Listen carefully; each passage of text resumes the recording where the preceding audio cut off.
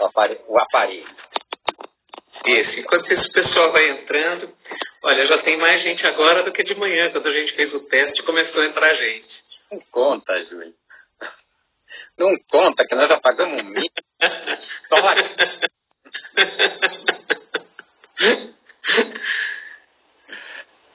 Muito bom. Vamos esperar uns minutinhos. Bom, boa noite para todo mundo que está chegando. Vamos hoje começar uma série de lives da Revista de História. A minha expectativa é que seja melhor que as lives dos sertanejos, que a live do Roberto Carlos, do Paul McCartney, e até que as lives do Padre do Dom João Batista, do Mosteiro de São Bento, que todo dia entra no vivo. Você vê cada coisa, hein? Que desgraça. É da série Lives Improváveis, a nossa, inclusive. A nossa, inclusive. Ai, ai. Muito bem.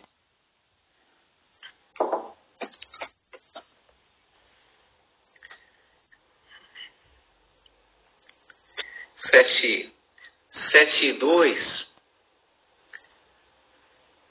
Aqueles 5 minutinhos de espera clássica. Enquanto isso, você pode falar da nossa revista, afinal de contas é por isso que nós estamos aqui, né? É verdade, é verdade. Enquanto isso, a gente faz um marketing, né? A revista de história está ótima, está excelente. Vocês podem entrar lá na página principal, que é através do CIB, revistas.usp.br/rev História. A gente já está lá com 20 e poucos artigos publicados esse ano. E sempre buscando esses outros caminhos de comunicação para aumentar o número de leitores, né? Por isso, Facebook, YouTube, né? Spotify recentemente. Daqui a uns dias a gente vai subir lá para o Spotify uma entrevista super legal do Zé Geraldo Vinci de Moraes sobre os nossos baianos. E o Instagram. Né? A ideia da live das lives, né? Segue nesse mesmo espírito de tentar buscar novas formas de comunicação com os leitores, divulgar a revista, criar um espaço, na verdade, de conhecimento maior da revista. Justamente por isso a gente abre com um tema que não interessa só historiadores, não interessa só acadêmicos, como é a semana de 22, que daqui a 2 aninhos completará 100 anos, e assim a gente vai criando espaços para comunicação. Eu vou fazer uma certa expectativa no final. Antes da gente encerrar a transmissão, eu vou contar quem vai ser o convidado da semana que vem. Nós já temos uma programação para o mês de maio inteiro, 4 convidados, sempre às quintas-feiras, às 19 horas. Né? Vai ser esse Foi meio por acaso que a gente chegou a esse horário, mas agora que chegamos, vamos ficar nele. Né? Então, guardem sempre às 19 horas da quinta-feira para esse bate-papo da revista. Bom, são 7h05, vamos lá, né, Chico? Vamos. Bom, agora, oficialmente, começamos aqui a primeira live da Revista de História da USP. A Revista de História foi fundada em 1950, portanto, ela faz 70 anos em 2020. E nós havíamos, na comissão editorial da revista, nós havíamos programado alguns eventos, nós planejávamos, pensávamos de que forma comemorar os 70 anos da revista. Encontro com ex-editores, bate-papo com autores, etc. Bom, daí veio a quarentena e deixou tudo isso fora do nosso alcance. Resta, então, buscar esses contatos à distância, resta buscar essas conversas e tornar possível que a revista frequente, nos seus 70 anos, que a revista frequente o cotidiano das pessoas, não só de alunos, não só de historiadores, acadêmicos, especialistas, etc., mas o cotidiano de todo mundo que gosta de ler, que gosta de conhecer um pouco de história. É um acervo da revista é um acervo sensacional, um acervo que tem Feba, Brodel, tem o diabo por ali, milhares de artigos, todos disponíveis online, acesso aberto, ciência aberta, tudo isso é defendido e é praticado pela revista. E nas nossas conversas, para começar essa primeira live, chegamos à conclusão que um bom nome era o do Francisco Cabral Alambert Júnior, que a partir desse momento vai ser chamado aqui apenas como Chico. Porque, afinal de contas, os 30 e tantos anos que nós nos conhecemos autoriza uma certa proximidade. Né? O Chico Alambert é professor de História Contemporânea e História Social da Arte no Departamento de História da USP. O primeiro livro dele, um paradidático, foi justamente sobre a Semana de Arte Moderna.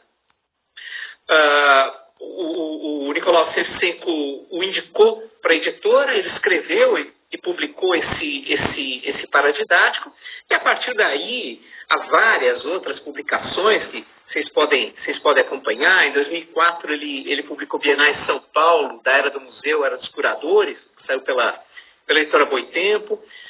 Prêmio Jabuti no ano seguinte, não está aí atrás dele o Jabutizinho, mas em algum lugar dessas estantes ele deve estar guardado. Na sala. Melhor. E recentemente o Chico publicou dois livros sobre museus de São Paulo, né? MASP 70 anos e Pinacoteca de São Paulo 110 anos. Atualmente está terminando o texto para um livro de fotografia do Cássio Vasconcelos sobre São Paulo. E, além disso, publicou um monte de artigos sobre arte e cultura em revistas, jornais, tanto no Brasil quanto no exterior. Foi membro do CONDEFAT, né, um trabalho especialmente relevante. Agora, o mais é assessor do Núcleo de Cultura do MST. Agora, o mais importante de tudo isso, que ultrapassa tudo isso, é que ele é membro do Conselho da Revista de História. Né, e é justamente em função dessa participação do Chico no Conselho da Revista que, para facilitar esse primeiro passo das lives, que a gente resolveu bater esse papo aqui hoje e abrir essa sequência. Nós não sabemos ainda se conseguiremos gravar a live. Ela vai ficar 24 horas no ar, como todas as lives, bonitinho e tal, mas eu vou tentar gravar, se não pelos mecanismos próprios do sistema, eu vou tentar por outro caminho. Então vamos lá. Chico, vamos começar.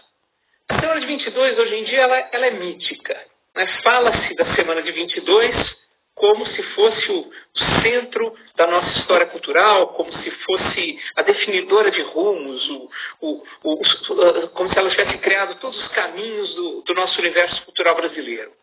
O que foi exatamente a semana de 22?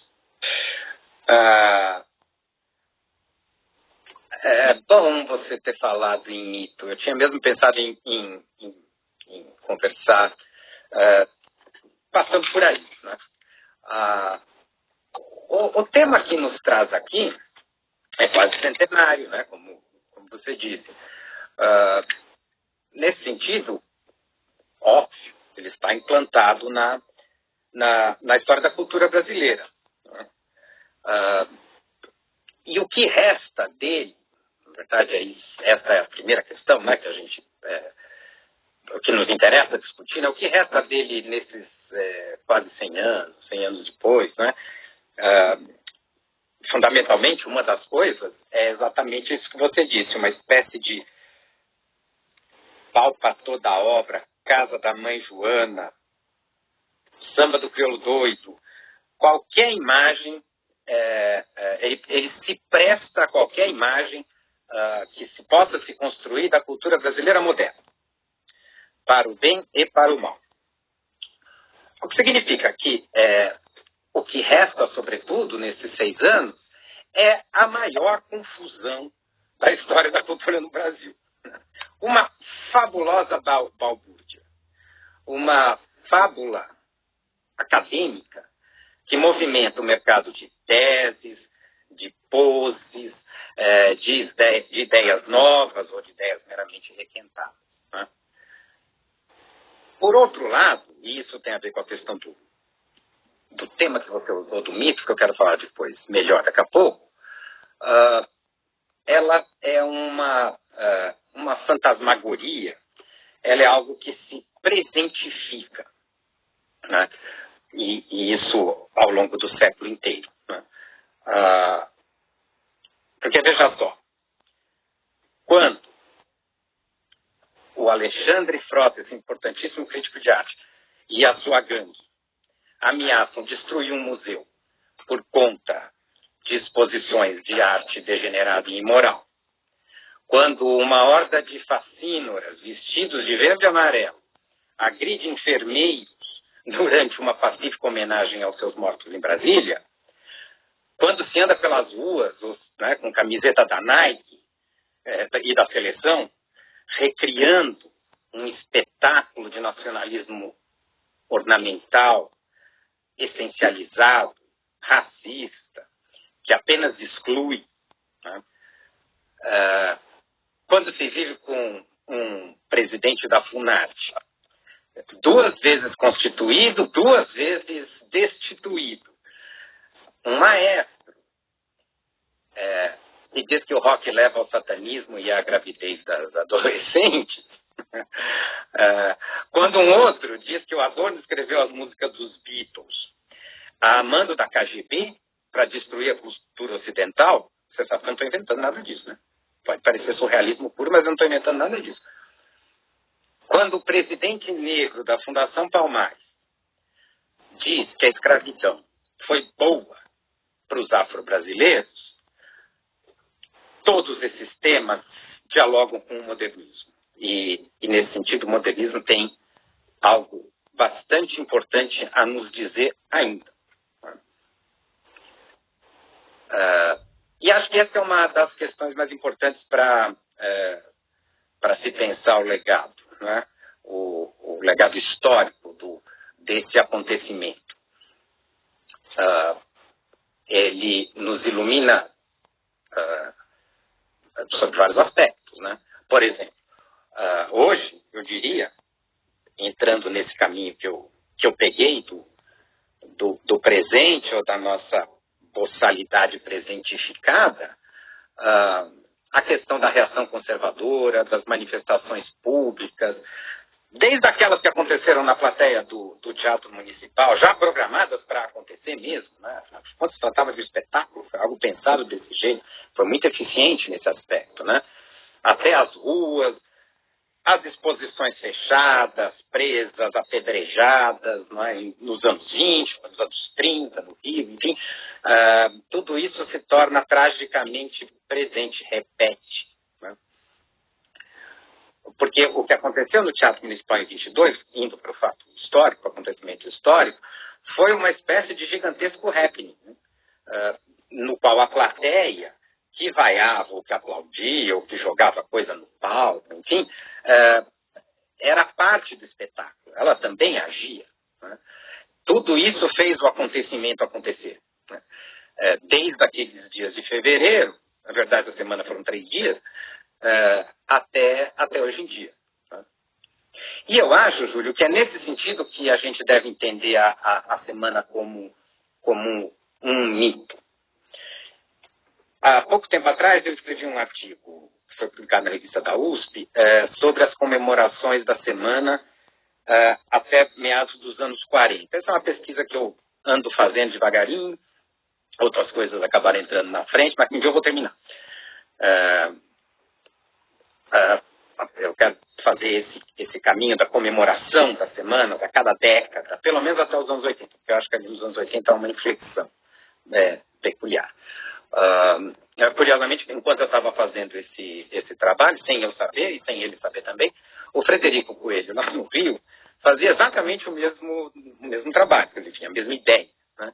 Escreveu, publicou um livro muito bom, completamente diferente do que eu fiz, com documentos diferentes, com abordagem muito diferente, mas também pensando a mesma questão. né? Nesse artigo, eu comecei dizendo isso, que agora eu toquei, que a semana nasceu para ser um mito. Ela nasceu programada para ser um mito. Né? Recentemente, um meu amigo e grande historiador da arte lá do Rio, o Rafael Cardoso, partiu dessa imagem para escrever um fortíssimo ensaio que ele me mandou semana passada. Não sei se o Rafael está aí no meio desse monte de gente que está entrando. Se tiver, Rafael, já começa a nossa próximo. Um artigo que ele publicou em inglês nos Estados Unidos, eu não sei que livro foi, em que ele mostra de maneira muito inteligente a formação de uma narrativa, o que ele chama, de uma história oficial da semana, que se consolidou ali por volta dos anos 40, e só lá mesmo, e que se estende até hoje. E isso ele chama de construção do mito, a narrativa do mito. Né? Eu acho que eu e ele entendemos mito de uma maneira bastante diferente. Salvo engano, ele entende mito, ele vai me dar uma bronca talvez, mas ele entende mito como mentira, como ilusão. Uma narrativa inventada, mas apenas uma narrativa possível entre outras mil. Eu não me oponho em nada a esse desejo desmistificador, ao contrário, acho que a função da história é essa. Né? E esse é o melhor procedimento para se entender historicamente processos de construção de verdades, de críticas a acontecimentos, etc. Né? Toda narrativa histórica é uma invenção, e isso hoje é praticamente uma platitude. Né? Mas é uma invenção tanto dos que inventaram a semana, quanto daqueles que a criticam ou desconstroem. Né? A ideologia funciona tanto num caso quanto no outro. Né? Do Mário de Andrade ao eu e o Rafael Cardoso, ela está funcionando da mesma maneira. Né? Quando eu digo que a semana nasceu para ser mito, eu quero dizer duas coisas que eu acho importantes nesses 100 anos. O primeiro é que a sua intenção, como eu já disse, consciente ou não, era que o acontecimento de fato reverberasse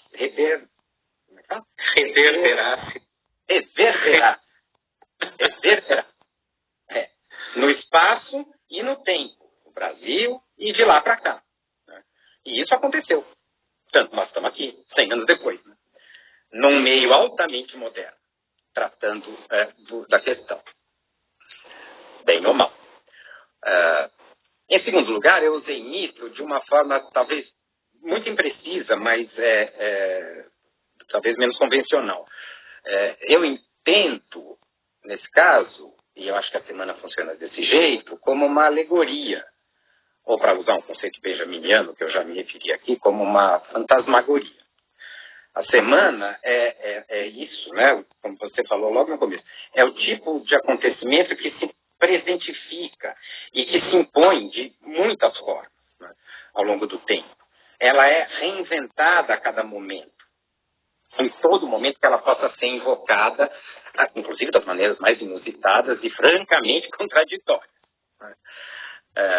Ela pode ser invocada, por exemplo, como modelo positivo ou negativo de projetos de revolução, de ideias de cultura moderna, de nacionalismo, de internacionalismo, de crítica ou de apologia ao progresso, de invenção de narrativas, etc, etc, etc. Né? Forçando muito, mas muito nisso, pode se comparar com a queda da Bastilha. Os modernistas iam adorar essa comparação. Afinal, trata-se de um acontecimento histórico que se tornou, de alguma maneira, modelar o tal do pau da obra que a gente falou. Né? Contraditoriamente modelar. Para se pensar, por exemplo, no caso da queda da Bastilha, a questão de liberdade e revolução. Ele condensa, na verdade, não. Ele não condensa, nem sequer explica, obviamente, todo o processo da Revolução Francesa, da ascensão da burguesia, da formação da cultura ocidental, etc. e tal. Entretanto, ele vai funcionar sempre como uma espécie, como eu chamei de alegoria, né? Para qualquer um que faça a história da Revolução na França, sob qualquer ponto de vista, inclusive contrário a ela, como aconteceu nas últimas décadas, né? Inclusive para aqueles que acham que ela foi irrelevante ou foi um mero mito, né? Voltando à questão do presente, vejam só, quando a gente fala de coisas que são anacronicamente atuais, ou atuais anacronicamente, hoje eu li um artigo na coluna do psicanalista Conrado Caligares, na Folha de São Paulo, um texto como lhe é comum, bastante confuso, né? Mas que ultimamente... Eu li um bom livro dele há uns anos atrás, o primeiro livro que ele publicou no Brasil, que chama Hello Brasil, que é bacana do ponto de vista do sujeito europeu chegando por aqui, né? Nesse sentido, parecem aquelas narrativas que fascinavam os modernistas. Mas ali nesse artigo de hoje, ele tem uma grande sacada.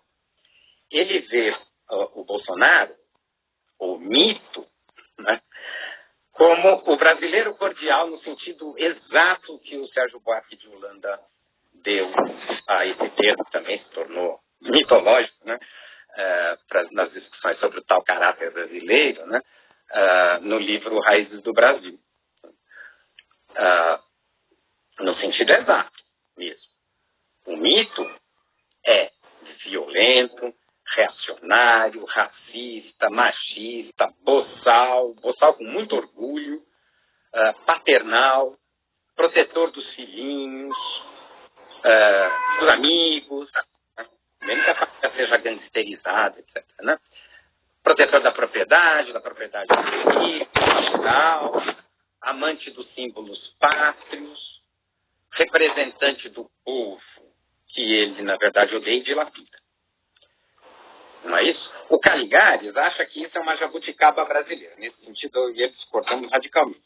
É uma pena, porque ele deveria olhar melhor para os Estados Unidos do Trump, para a França dos Le Pen, para a Itália do Salvini, e ele vai encontrar algo que o Sérgio Buarque, fazendo aquele ensaio, que funcionou como uma espécie de sofisticada condensação do melhor das discussões do primeiro modernismo, pensou para o Brasil e que pode ser francamente ampliado para muitos outros lugares, né? Na América Latina, alguns já fizeram esse exercício. Otávio Paz, por exemplo, em relação ao México, como você sabe, né? O texto do Sérgio Buarque é isso, né? É uma síntese das melhores discussões que o modernismo trouxe. Também teve das piores, a dele não é, né? Ele mesmo, aliás, no final da vida, você sabe, não gostava do ensaio. Ele preferia muito os trabalhos que ele fez depois, quando ele se tornou professor da USP, todos sérios, todos cheios de metodologias que a gente publicou na nossa revista de existência, né? Com rigor e pesquisa. Mas o curioso, e ele tem toda a razão, são uma maravilha. Inclusive estão escritos numa linguagem sofisticadíssima que deve muito à ironia e à síntese que o modernismo inaugurou, como o Júlio entende muito bem. Mas o Brasil de hoje, essa questão, ele reinstala, não é, as raízes do Brasil no debate contemporâneo, né?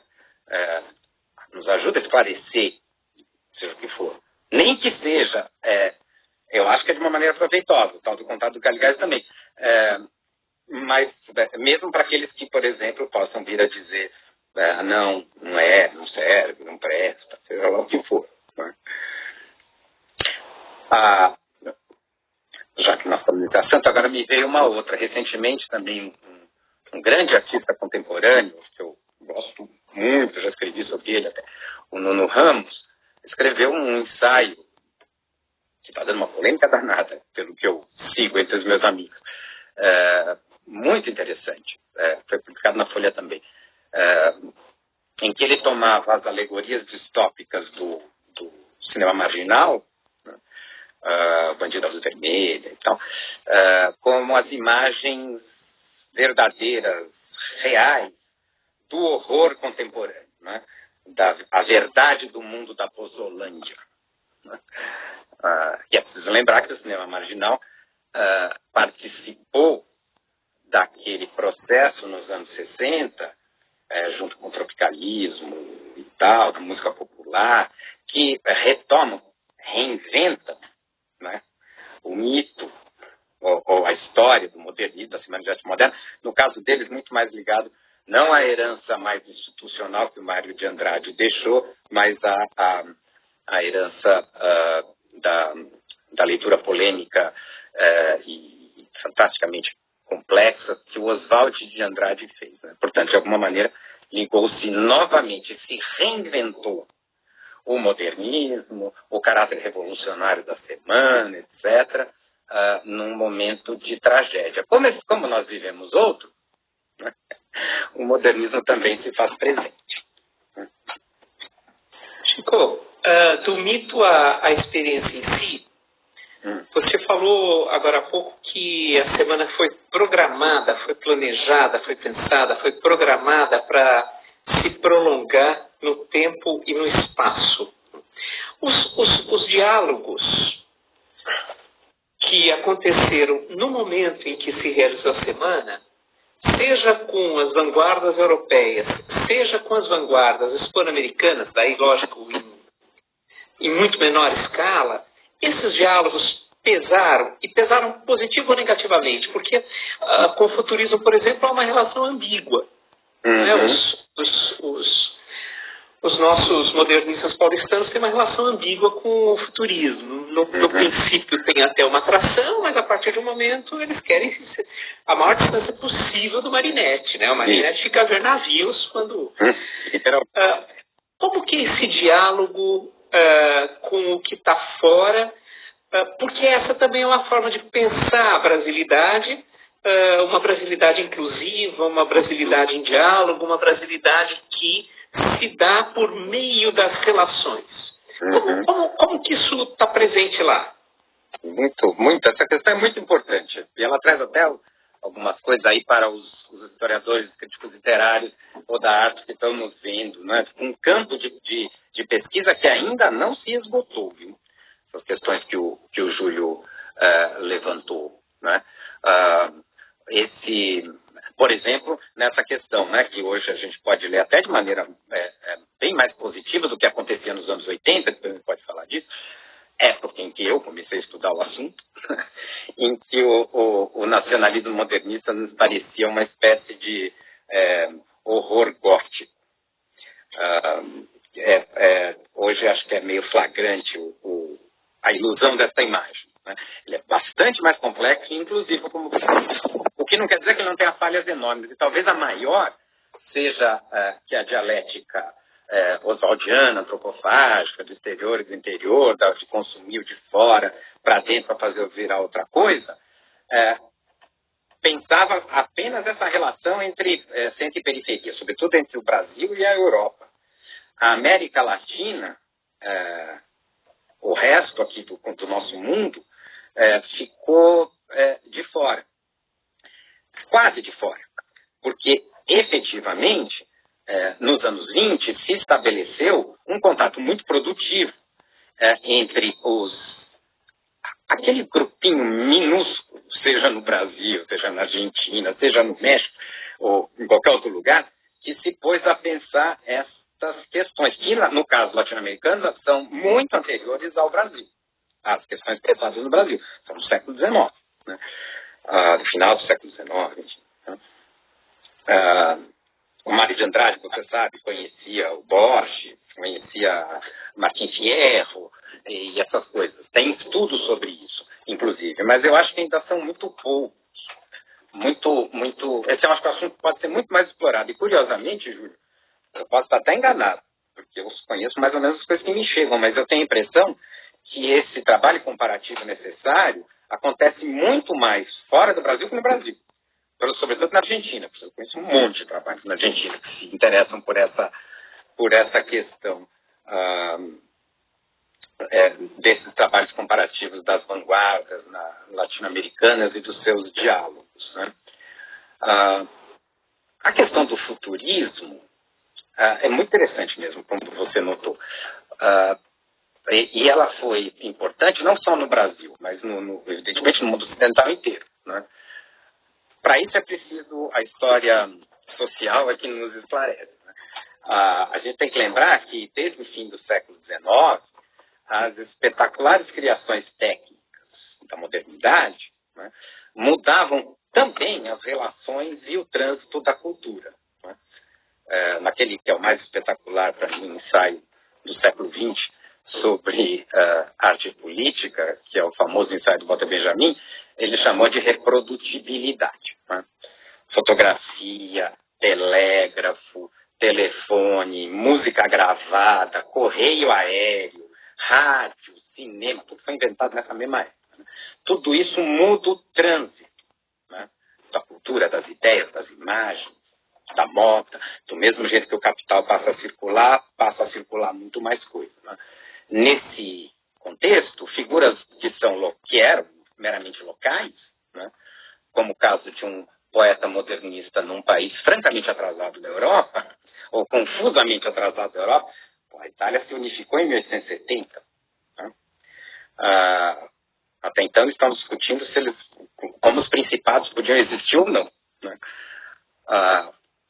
Uma figura como Marinetti deixou de ser local e se tornou efetivamente internacional. Talvez ele seja o primeiro intelectual global, artista globalizado, algo assim. Né? Para o bem e para o mal, principalmente para o mal. Né? Ele andou por tudo quanto é canto, na América Latina inteira, né? Veio aqui no Brasil, né? Você brincou, ficou a ver navios, e foi boicotado pelos tais futuristas paulistas que logo que entenderam qual que era aquele negócio, mudaram de caminho. Né? Ele rodou pelo mundo levando uma versão do modernismo, uma versão fascista do modernismo, francamente apologética da técnica e da guerra, né? Que é o seu aspecto mais grotesco, que não deixa de ser modernista. É modernista também, né? Tem gente que usa o termo modernismo reacionário, que parece meio contraditório em termos, mas que ajuda a pensar essas condições. Né? E eu acho que essa é uma das melhores heranças do melhor modernismo brasileiro. Foi não ter embarcado neste caminho, ter pulado fora do barco rapidamente. Né? O Mário de Andrade, que nunca viajou para o exterior, mas que se usou espetacularmente dos meios que eram possíveis já, né, no início da modernidade, e especialmente em São Paulo, né, construiu o seu peculiar cosmopolitismo, que é a base do seu nacionalismo, através dessas formas. Né. Outra coisa é a questão de expressionismo, nós já falamos disso, você e eu. Isso. Né. O Mário de Andrade era um dos poucos que lia alemão, né? Junto com o Mariátegui e com o Borges. O Mariátegui e com o Borges, exatamente. Ele teve aquela preceptora alemã, né? Virou um livro, a Viagem Transitiva e tal. Isso pôs em contato direto com as raízes do modernismo alemão, né? O que foram muito importantes para a formação do Mário de Andrade e do tipo de crítica e teoria da cultura que ele desenvolverá depois. Uma outra presença importante foi a vinda do Segal para São Paulo muito cedo, que ele traz inteiramente, né, a escola do modernismo alemão nos primeiros impactos da importação do modernismo para cá. E era um grande artista espetacular, que rapidamente entrou em contato com o debate dos modernistas por aqui. De modo que o expressionismo aqui teve uma entrada muito curiosa e um uso bastante prolífico, discutível, evidentemente, mas bastante prolífico. Boa parte da teoria da cultura do Mário de Andrade sobre a arte colonial, a cultura colonial brasileira, etc., é francamente inspirada, ele lê muito, tomando por tema a questão da deformidade, da crise, assim que ele entende o Aleijadinho, assim que ele apresenta o Aleijadinho, já em 1928, né, para o Brasil mesmo. Né. Isso vai ser também bastante influente em toda a pintura figurativa modernista que virá depois. Eu vou falar mais de artes plásticas, que é meu assunto, você vai me corrigindo na literatura. O mas talvez a coisa, voltando para a Latinoamérica, o momento mais importante não seja o do primeiro modernismo nessas relações, seja daquilo que muitos chamam de segundo modernismo, eu também. Né? Esse momento ali entre os anos 40 e 50, no qual os ventos bons, positivos do desenvolvimentismo do pós-guerra nos lançavam a uma crença de futuro, né, de termos futuro, inclusive um futuro comum e moderno, fizeram aí sim, nesse momento, com que os grupos vanguardistas, até então ninguém tinha vergonha do assunto, né, circulassem entre si de uma maneira incrivelmente proveitosa. Né? Eu me refiro aos movimentos concretos, cinéticos na arte, né? Arquitetura, mais que tudo, talvez, que aconteciam quase que simultaneamente no Brasil, na Argentina, no Chile, na Venezuela, na Colômbia, né?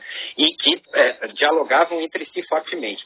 A criação, no final dos anos 40, do Museu de Arte Moderna de São Paulo e do Rio, do MASP, um pouco antes, mas MASP ainda não.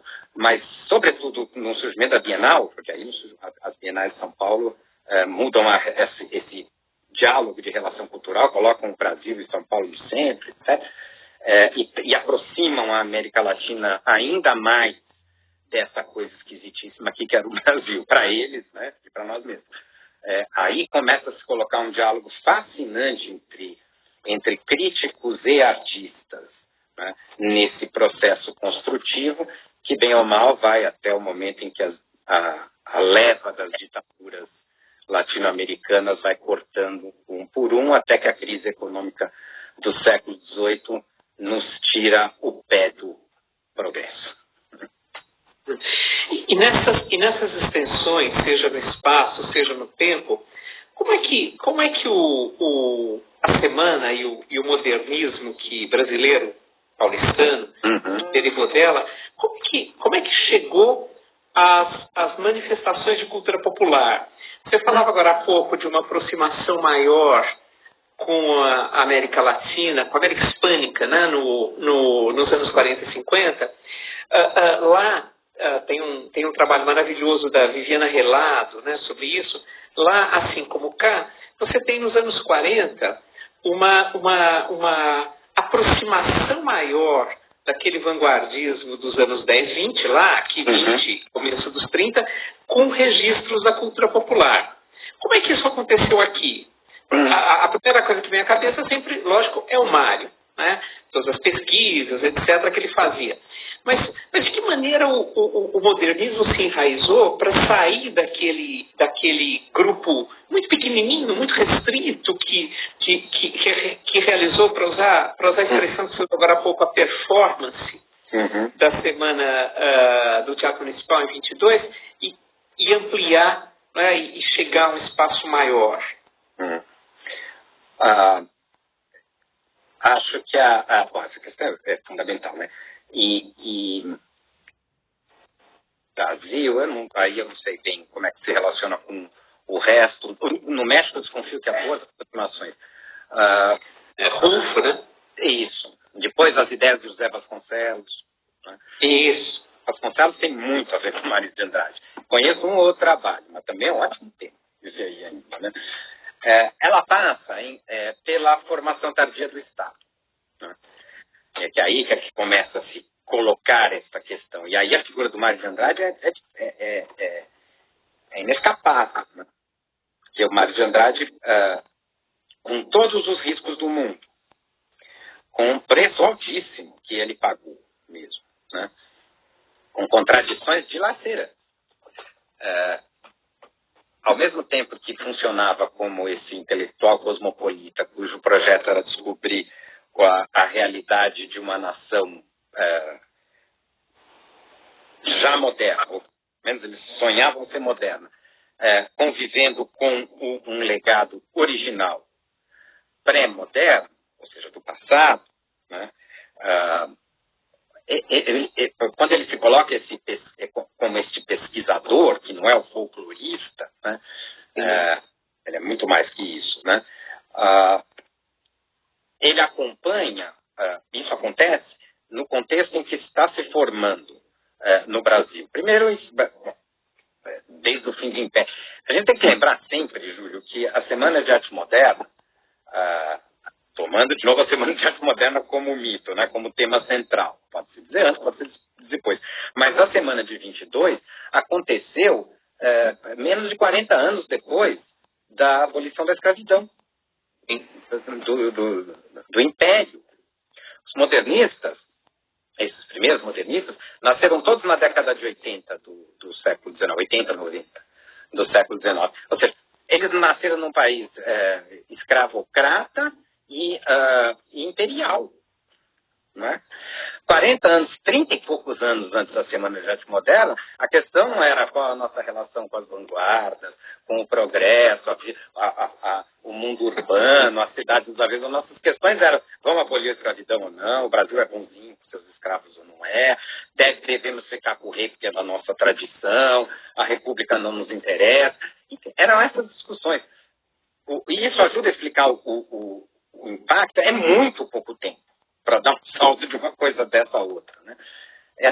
Essa modernização acelerada e sempre conservadora, que é a marca do Brasil, impacta o modernismo de maneira violenta. E nesse processo, construir instituições que não existiam, instituições modernas, às vezes inspiradas no exterior, às vezes muito originais, se tornou uma missão. Muita gente entende isso. Há um belo trabalho do Sérgio Miceli, muito citado, no qual eu discordo sobre vários aspectos, entendendo isso como um processo constante de cooptação. Mas isso é muito pouco, né? É meio banal, até moralista. Tratou-se de apostar num projeto, num país que estava em construção, que eles achavam, pelo menos, né? E os motivos históricos eles tinham todos, né? Então, Mário de Andrade se dedicou a isso, no Departamento de Cultura em São Paulo, que é uma novidade, né? Eu acho que não só no Brasil, né? O Departamento de Cultura funcionando como uma espécie de pré-universidade, porque o Departamento de Cultura fazia as pesquisas mais malucas, né? Tem trabalhos ótimos sobre isso. Eles contavam prostituta, farmácia, a Mário de Andrade inventou as bibliotecas circulantes dentro de ônibus, parquinhos, inventaram os parquinhos, né? Enfim, eles faziam coisas que estão muito além da ideia da cultura especializada. Eles estavam tateando a própria ideia de modernização. Em grande medida, a USP, que vai ser fundada na esteira do modernismo nos anos 30, fará esse papel depois, uma parte. E a questão disso em nível, aí saindo do mundinho de São Paulo, que era o lugar da explosão, isso em nível nacional, no governo federal e sob uma ditadura, sob a ditadura do Estado Novo. Né? O Mário de Andrade foi lá, né? e junto, negociando com o diabo, com um monte de diabo, né? Chamando uns anjinhos junto, né? O Capanema era esperto para isso, né? Um bando de comunista grudado ali na Secretaria de Educação, arquitetos, o Drummond, o Lúcio Costa, o Niemeyer, tudo comunista. O Mário de Andrade, que não era católico, nem caretão, deixou de ser só depois, perto da morte. Todos eles estavam lá, de alguma maneira, buscando construir essas instituições de um país que viria a ser. Né? As pesquisas folclóricas, as viagens do Mário de Andrade, tudo isso que é fascinante, etc., se coloca nesse aspecto, num aspecto efetivamente construtivo. Né? E pagando todo o preço de contradições e tal. Né? A famosa conferência do movimento modernista do Mário de Andrade em 42 é o resumo mais literalmente espetacular, né? De uma autocrítica violenta. Né? Meu passado não é mais meu companheiro. Eu desconfio do meu passado. Ele se autodestrói em público, a figura mais importante da cultura brasileira daquele momento. Né? E inaugura a crítica à própria Semana de Arte Moderna, que ele diz que nós éramos todos alienados, aristocratas, não tínhamos noção de nada, agora a gente tem que sair, machaca o povo pela rua. Ele vira um Oswald de Andrade no final da vida. Tudo que o Oswald fazia de palhaçada, ele acabou levando muito a sério. Então, a ideia de encontrar o povo, essa ideia tão contraditória e tão complexa, que é comum a todo o movimento modernista, inclusive o europeu, sobretudo o europeu, ela nasce na questão europeia. Né? O modernismo nasce na Europa na busca de alimentar ou reinventar a cultura moderna, burguesa, a qual aqueles artistas e intelectuais burgueses, antiburgueses, alguns não eram, alguns eram de baixo mesmo, repudiavam, né? O alimento para se encontrar isso era em tudo aquilo que estava fora da tal civilização. Né? As máscaras africanas para o Picasso, a música folclórica para quase todos os compositores tardios, né? Na literatura a mesma coisa, né? O James Joyce fala sobretudo sobre a banalidade da vida baixa, né? Dos bêbados, dos pubs da Irlanda. Né? A vulgaridade, esse é um tema muito importante para estudar o modelo europeu, a vulgaridade toma os ares da cultura, né? Num caráter realmente positivo. Toulouse-Lautrec ficando prostitutas no Café de Paris, hoje parece muito chique. Naquele momento era uma agressão brutal. Né? O Picasso colocando máscaras africanas em prostitutas no Demoiselle d'Avignon, em 1911, é uma agressão a toda a escola de representação pictórica de 500 anos. E a inspiração vinha de fora e de baixo. No modernismo brasileiro, o fora, o de baixo estava lá e não se movia, dentro da cidade, etc. Em São Paulo, inclusive, ele ia chegando de todos os cantos do mundo, né? com a imigração, com as migrações internas, com o fim da escravidão e a vinda dos ex-escravos para as favelas, para a exclusão, e o pré-moderno, o inspirador, estava aqui do lado. Né? O Levi-Strauss falou que ele veio dar aula aqui porque ele podia pegar um carro, andar uns 3, 4 horas e encontrar índios nos anos 30, né? E encontrar índios não contactados. Né? Um dos textos que eu acho mais fascinantes do Mário de Andrade são os seus estudos sobre, que é o menor da obra dele, né? Mas são os seus estudos sobre patrimônio, sobre a capela de São Roque aqui, né?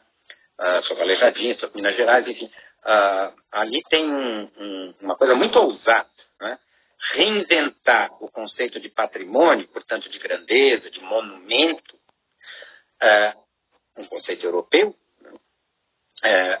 Para uma condição distinta. E dizer, isso aqui, não a grande igreja dourada do Recife é um espetáculo nosso, diz da nossa história. Mas essa igrejinha aqui, construída numa técnica que os índios ensinaram aos portugueses, junto com os africanos, etc., esse barroco pobrinho, né, para nós é fantasticamente significativo. Essa foi a leitura que o modernismo fez do passado. O que eles desprezavam mesmo era a imitação europeia acadêmica. Né? E hoje isso é um tema, já há um tempo, isso é um tema muito discutível, etc. Então, encontrar o povo era ao mesmo tempo, aqui era muito mais complicado, porque significava, de uma certa maneira, reinventar conceitos, como, por exemplo, de patrimônio histórico, né? E de outra, participar de algo terrível, né? A vida política, né? Um Estado. Né? Por isso que eu falei do México, né? O México tem muito a ver com isso, mas o México aconteceu depois de uma revolução, aqui não, né? Bom, nós temos pouco mais de 5 minutos. Eita! Pois é. Dá pano para manga e daria para passar mais 1 hora, mas daqui a pouco a nossa conexão vai ser cortada, vai encerrar a live. Que hoje cedo nós conversamos quanto tempo duraria. A gente falou, vamos ver quanto dá, no máximo 1 hora, mas se não chegar até lá, tudo bem. Bom, a gente poderia ter passado de 1 hora tranquilamente aqui, poderia virar a noite. Né?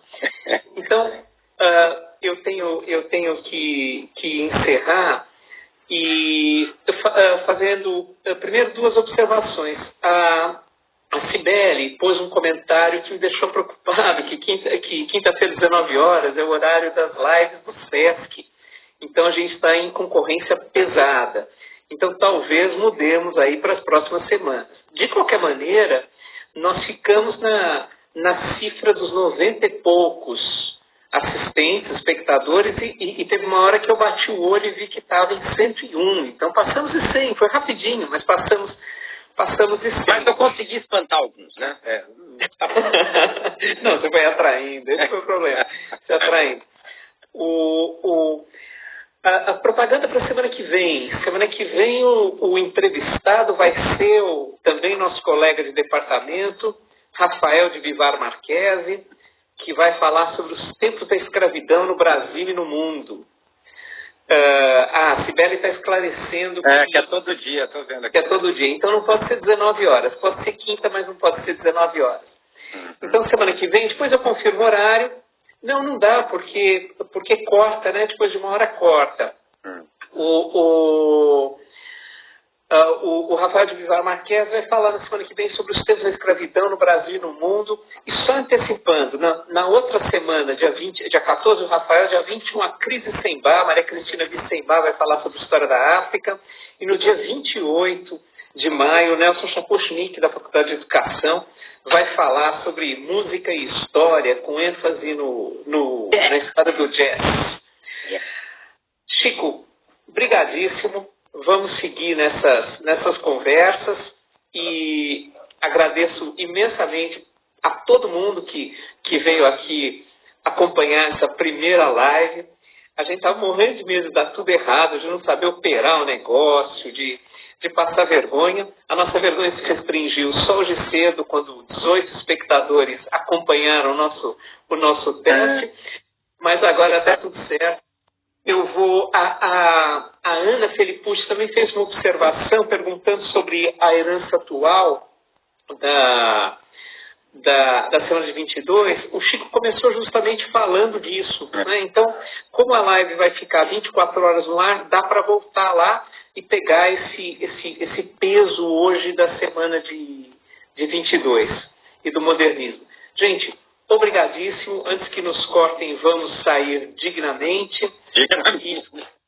E semana que vem estamos de novo. Infelizmente não dá para a gente fazer todo dia. Alguém propôs nos comentários que a gente fizesse todo dia, mas todo dia não dá pé. Mas uma vez por semana nós vamos tentar manter. Chico, maravilha, meu caro. Abração, gente. Conversando. Abração, Júlio. Até a próxima. E vamos até a próxima. Mas eu vou estar vendo. Vai ser muito bem. Tchau, gente. Obrigado, pessoal. Até mais.